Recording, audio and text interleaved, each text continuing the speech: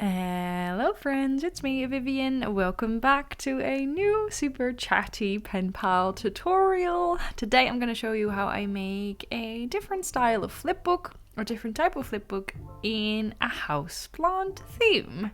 Now, some of you may know that I have a Patreon, which I try to promote every now and then, but I find it quite awkward. So I have a Patreon. If you want to join, please do sign up. You would support my channel and you would get some extra content in the meantime. Also, one of the things we do is Happy Meal swaps. So I'm actually making this little project for our Patreon swap, which we did a couple weeks ago. The objective was to make any project. I'm just writing down the measurements here. I will write them down for you in the description box below. To make any Penpal project as long as it was houseplant themed, because that was our challenge for the months of February, March, if I'm not mistaken. Or was it March, April? I already forgot. But anywho, we were all working with the same theme, so of course it would be fun to do a swap. The only objectives were that you had to make a little project, and then what you made was up to you. So of course I made a flipbook. I don't actually make flipbooks that often anymore, so I don't know why I said of course. Flipbooks I think are like one of the things I make least often. I usually make pockets or stuff like envelopes, stacks, and yeah, you know, I don't know why I just told you that.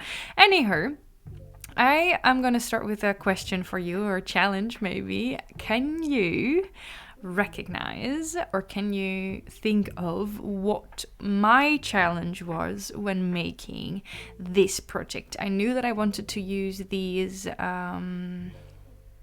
I think they're Echo Park. The brand is called Echo Park. Oh yeah, I made a mistake here. I'm so upset with myself.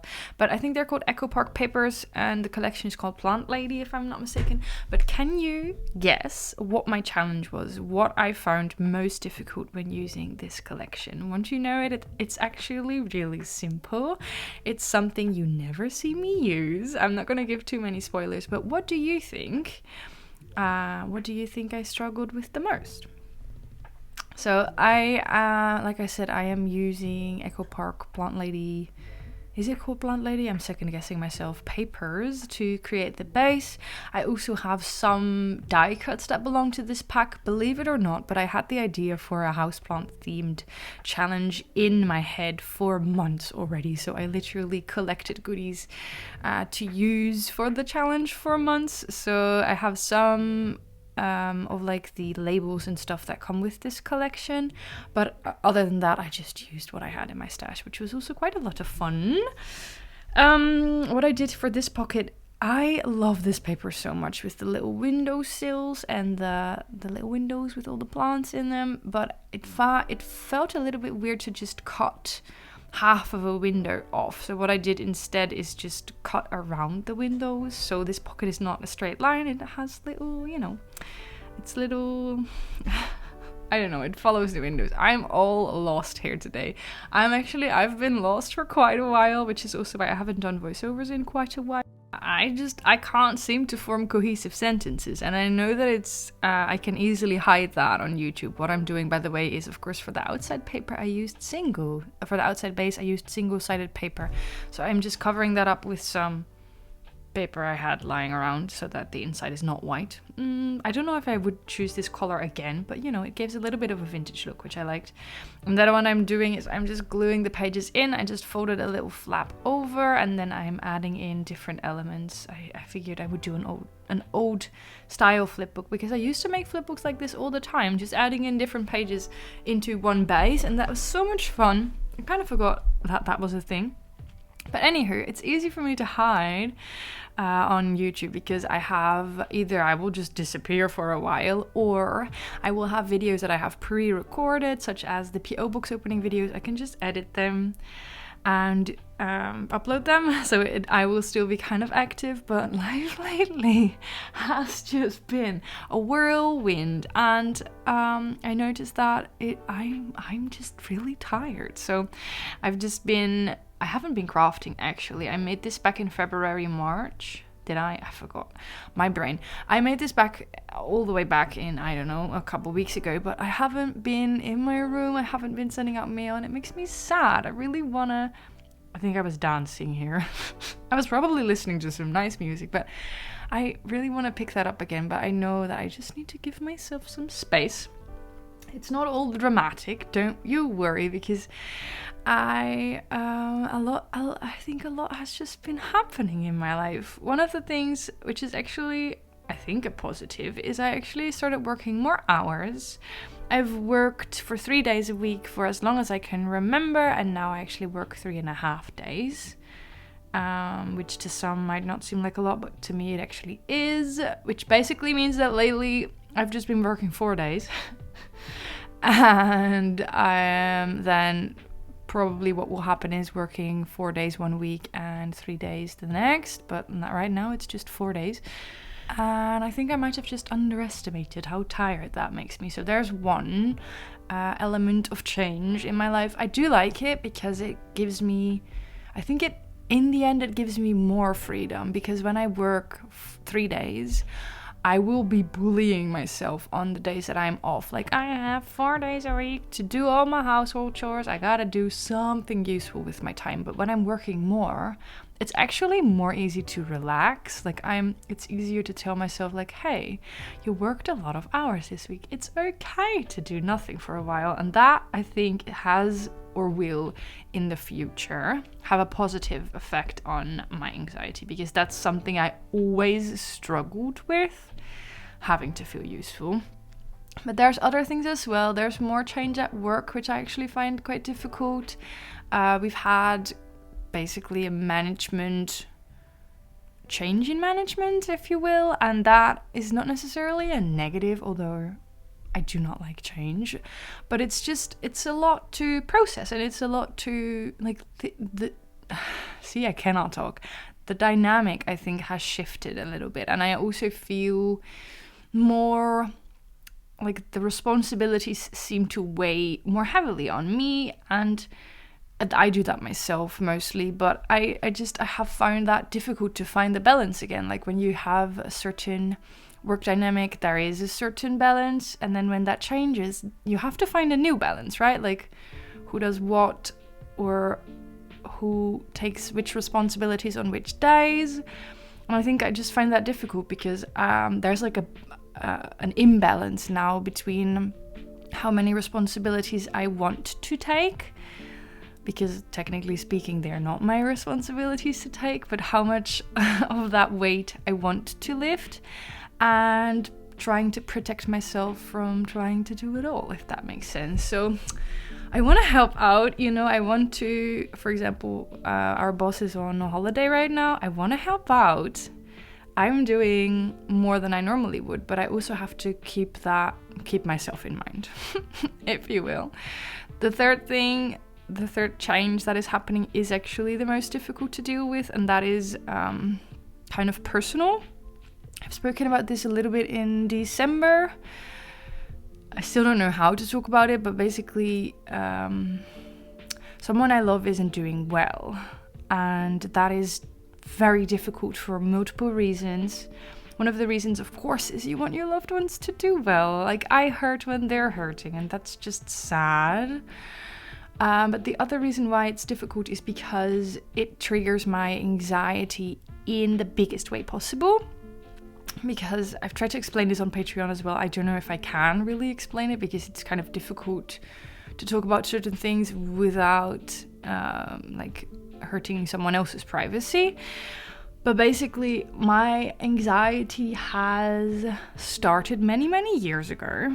And it started, or the root of my anxiety is the same person not doing well all of those years ago. Like, that's kind of like the root of my anxiety. So in therapy, you will learn a lot about how to move on, and you've grown so much and life is different now, and you learn so much about letting go and focusing on the future instead of the past. But it's kind of difficult to do that when the past is literally back, like when it's happening again.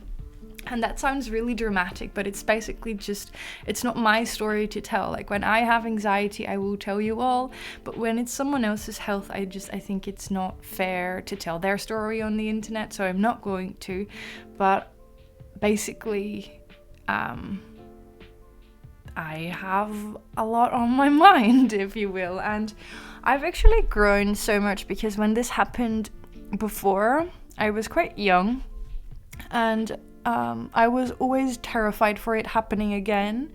But now that it is happening again, now that that person isn't doing well, I actually realize that I've grown so much as a person, but it takes a while to realize that, right? Like you immediately fall back into old patterns. You immediately feel as if, because it's happening again, you're the same person again, but you're not. You've actually grown and learned, and everything is different now, and that is good to realize, but it's gonna take a while. Okay, I think that's enough super personal information for you all. I just wanted to mention that because I've always been so open about what's going on in my life, and sometimes I don't know if it's the right way to go, but I think it's right because it's important for all of us to remember that we are not the only ones who struggle with these kind of things. And if I can bring one person comfort in knowing that they are not alone, then me putting my super personal kind of scary story out there is worth it. I think. For those of you who are not interested, don't worry, I don't always talk about super serious stuff, but I like this has been going on for quite a while, and I decided not to talk about it, and then now I've decided to talk about it just this once. And then I'll go back to talking about random things pretty soon. Don't worry.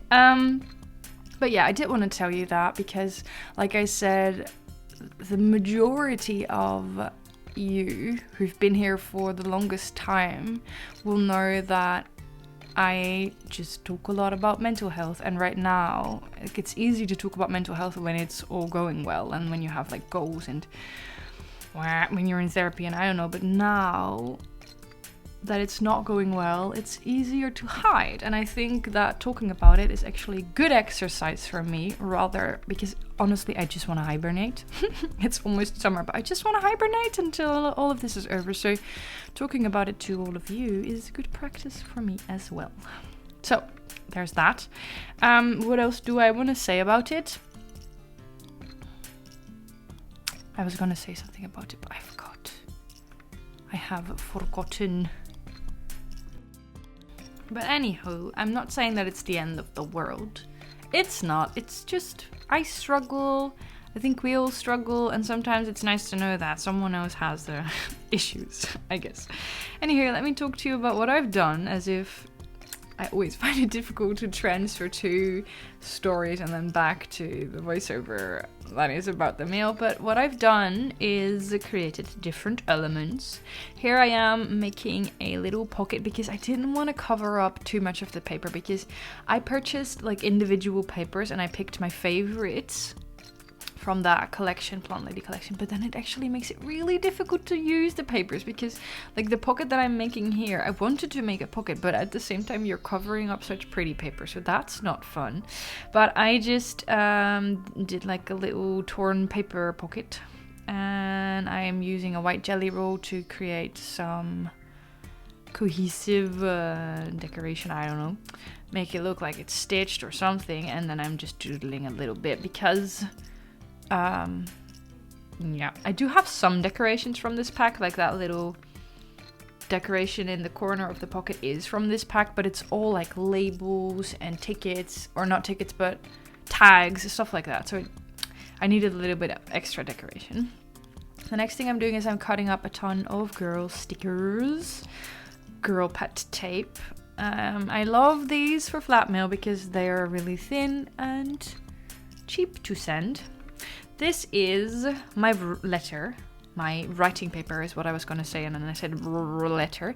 My letter on my writing paper. I made some writing paper printables. I made some various different printables for Patreon, one of which is that writing paper that you saw just now. So of course I had to use that. I don't remember if I actually ended up writing my letter on it, but I thought it looked quite cute. So if you want to get that writing paper, you can sign up for Patreon. You can sign up for as little as 1 month.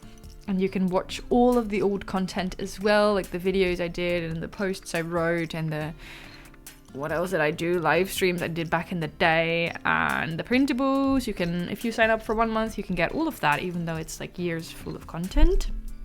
So great time. I'm doing some more doodling with the white jelly roll because I like the cohesiveness, like when you flip through the pages, although they're all different, there's that one element that is the same, which is the white little details. And now I'm just gonna make a washi sample apparently, but what I was gonna say is I actually made that little the page with the pocket with the windows, and I found it quite difficult to decorate because I wanted to add something decorative, but I liked the paper so much I didn't want to cover it up in full, so I just added that Be Happy, and then I traced it with the white jelly roll as well so that it stood out a little bit more. And then on the back of this page, I'm just going to stick the washi tape sample. This is houseplant themed washi. So of course I purchased that especially for this challenge. This washi tape is from Little Lefty Lou.